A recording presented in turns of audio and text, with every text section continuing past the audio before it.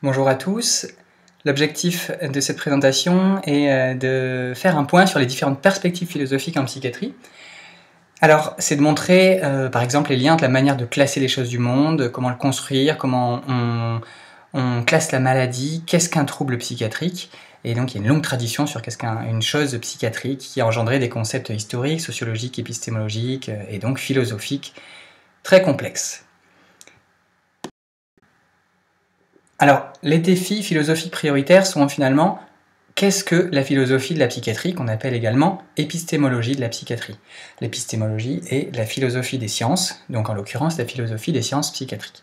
Alors on peut réfléchir sur la psychiatrie comme une science, on peut réfléchir sur la psychiatrie comme une organisation du social, ou on peut réfléchir sur la psychiatrie comme une activité clinique. Dans le détail, la psychiatrie considérée comme une science peut se décliner en philosophie de l'esprit. Alors ça, c'est réfléchir de quelle manière le cerveau et l'esprit sont reliés. Est-ce que l'esprit émane du cerveau? Est-ce que c'est un épiphénomène? Est-ce que ce n'est qu'une fonction du cerveau? Est-ce que l'un et l'autre sont réductibles? En tout cas, l'esprit est réductible au cerveau. Est-ce que c'est une seule chose dans une optique moniste?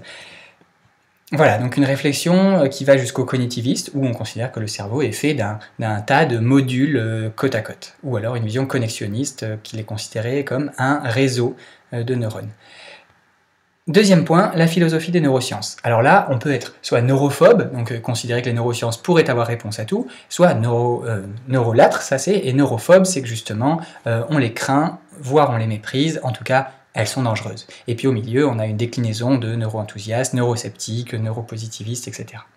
Alors la philosophie analytique, bien sûr, complète ces deux autres points. C'est un courant de pensée philosophique anglo-saxon qui analyse un concept. Donc elle est analytique, ça n'a rien à voir avec la psychanalyse, elle est analytique parce qu'elle analyse un concept, comment il est fait, comment il fonctionne, qu'est-ce que c'est expliquer un concept, qu'est-ce que c'est expliquer des concepts, des fois très complexes, donc c'est une étude de la complexité, qu'est-ce que c'est ce concept, donc c'est expliquer ce que c'est une espèce, qu'est-ce que c'est cette espèce d'oiseau, cette espèce de schizophrénie. Voilà.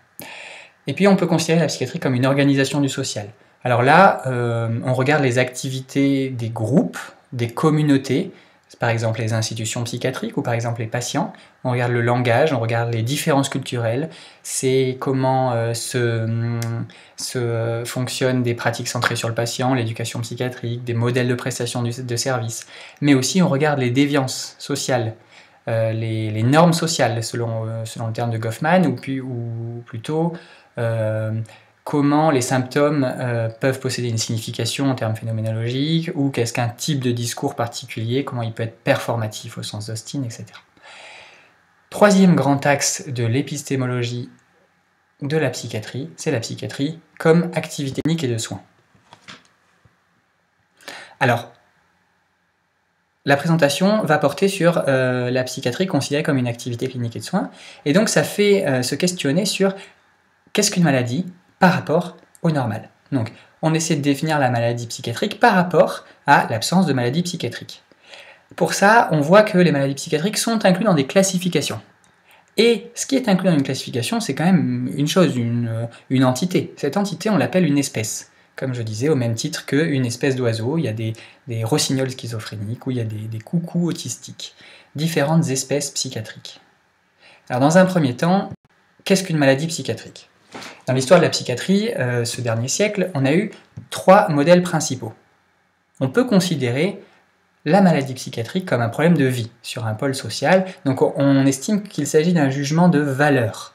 C'est que la capacité de chaque personne est restreinte par rapport à une norme évaluée dans la société. Donc cette capacité est restreinte, elle n'est pas effacée, comme le disait Canguilhem, et c'est par rapport à une norme sociale qu'il y a une différence. Donc il y a vraiment un jugement de valeur. On appelle ce courant le normativisme. Deuxième point, un modèle du cerveau brisé. Alors là, c'est un modèle naturaliste parce qu'on dit qu'il y a une entité biologique cérébrale qui ne fonctionne plus. Donc on n'a plus une valeur, on a un fait biologique, une fonction qui est altérée. Une fonction cérébrale ne marche plus. Et là, on est par rapport à une norme aussi, mais attention, ce n'est plus une norme sociale, on est face à une norme statistique. C'est-à-dire que sur une courbe gaussienne, on n'est plus au centre de la fonction. Et donc, on est dysfonctionnel. Donc on dit naturalisme. Le naturalisme, c'est ce qui se rapporte à ce qui est naturel, et en psychiatrie, à ce qui est biologique. Et puis bien sûr, on a un modèle qui réunit les deux, qui a été développé notamment par Wakefield en 92, et puis avec Spitzer, le fondateur du DSM, en 99, qui réunit le normativisme et le naturalisme, et qui dit donc qu'on a une dysfonction, comme le disait le naturalisme, il y a une fonction qui ne marche plus, qui entraîne un préjudice. Donc là, on a un jugement de valeur. Bon, lorsqu'on considère une maladie psychiatrique, on dit donc, aujourd'hui, c'est une dysfonction préjudiciable. Aujourd'hui, voilà, les gens vont pouvoir décrire la maladie psychiatrique comme ça, et c'est la définition la plus aboutie, c'est le modèle le plus abouti. Donc, par contre, il faut noter que ce modèle-là permet de distinguer ce qui est normal de ce qui est pathologique.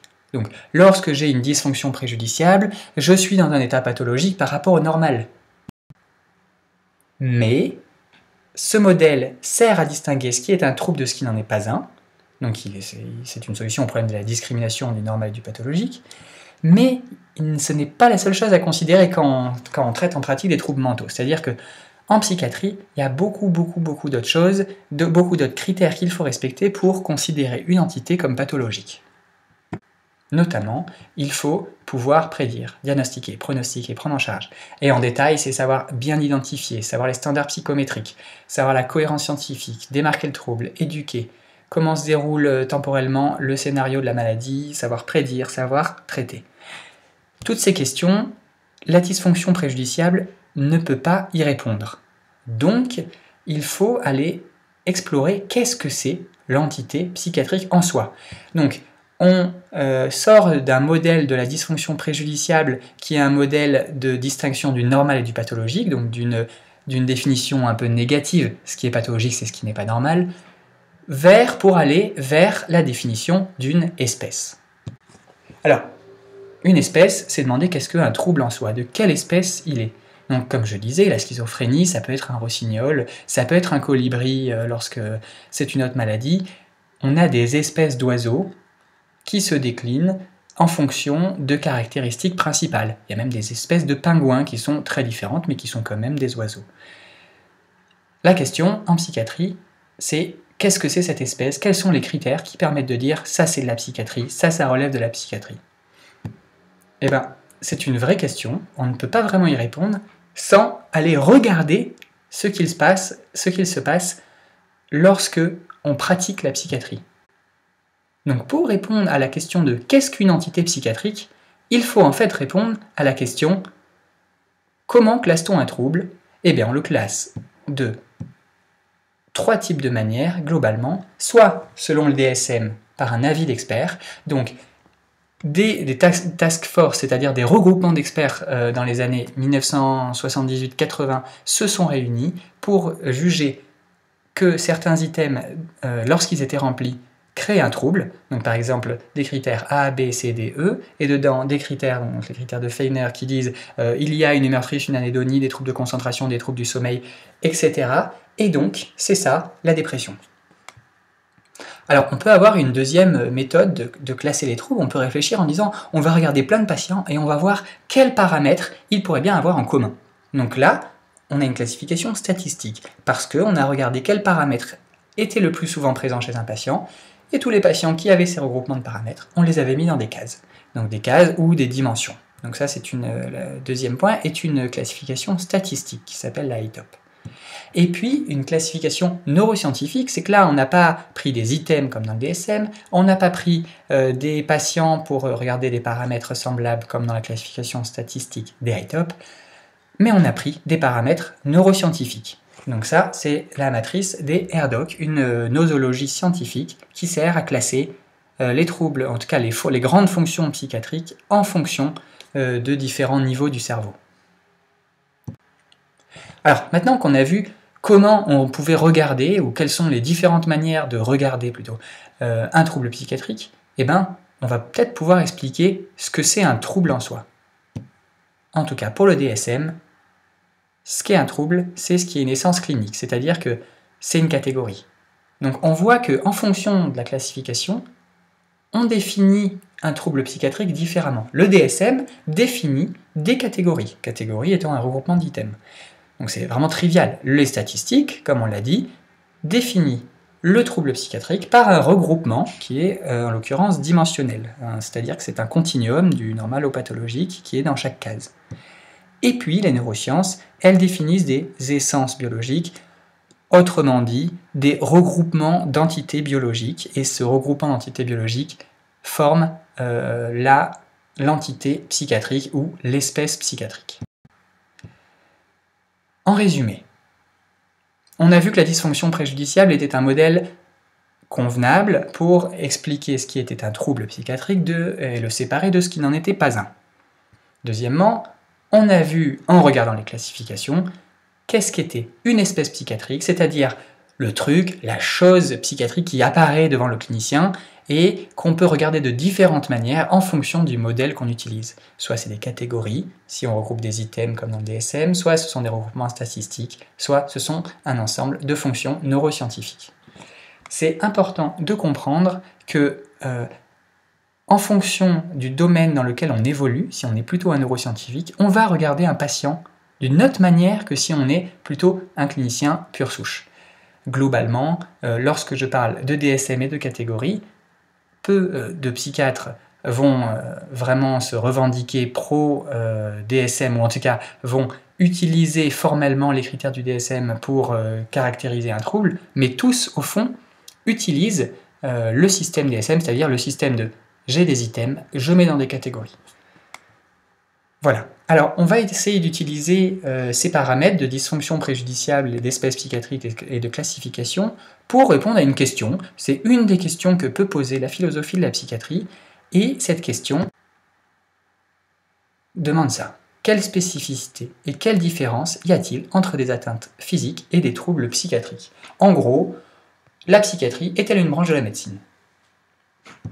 On peut répondre à cette question selon deux axes de réponse. Soit on dit, c'est parce que ce sont les classifications de la psychiatrie qui sont similaires ou qui sont différentes de la médecine qu'il y a une différence ou une similitude entre médecine et psychiatrie. En gros, différence et similitude, on n'y répond pas, mais en tout cas les classifications, on va aller regarder en quoi elles sont pareilles ou en quoi elles sont différentes.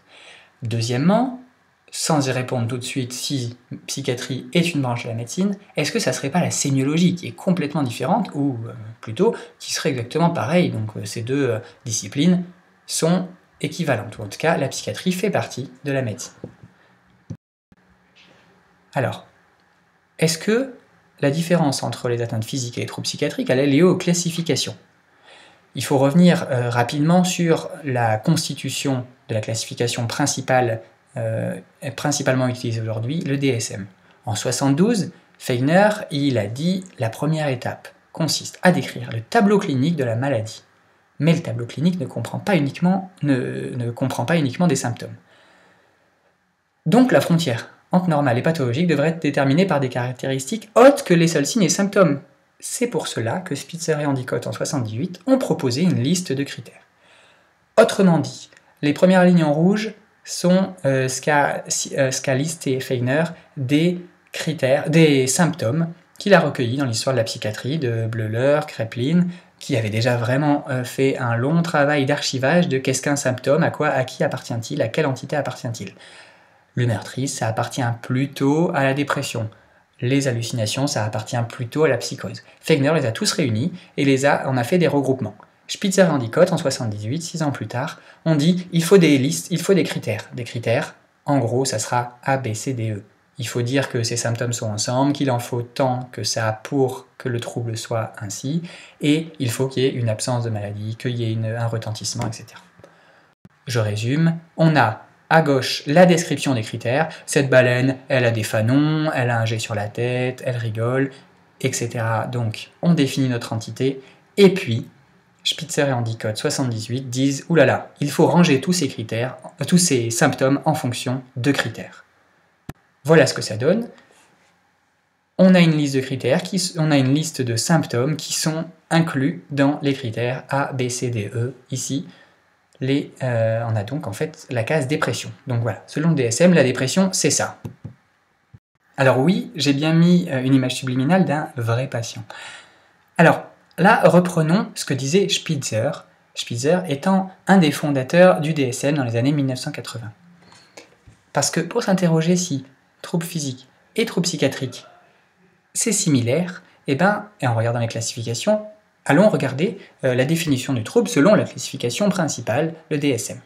Alors Spitzer, très tôt, dans le DSM-3, disait « Je refuse qu'on fasse une opposition entre biologie et psychologie, entre fonctionnel et organique. En gros, il faut faire de la psychiatrie une branche de la médecine. » Et donc, il définissait les troubles psychiatriques comme des manifestations cognitives, émotionnelles, comportementales qui conduisent à une expérience intérieure modifiée de soi, des autres et du monde.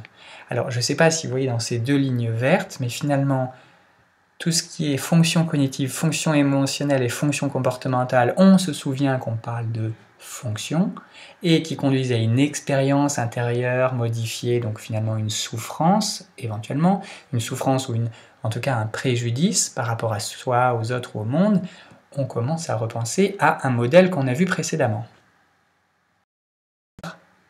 De une souffrance, un handicap qui est à l'origine d'un trouble, les critères témoignant d'un préjudice, et la validation physiologique, donc émotionnelle, comportementale, cognitive, qui viendrait secondairement, c'est la dysfonction. Donc en fait, on retombe, selon Spitzer, sur la définition de la dysfonction préjudiciable. Le DSM se base donc sur la définition d'une maladie comme dysfonction préjudiciable.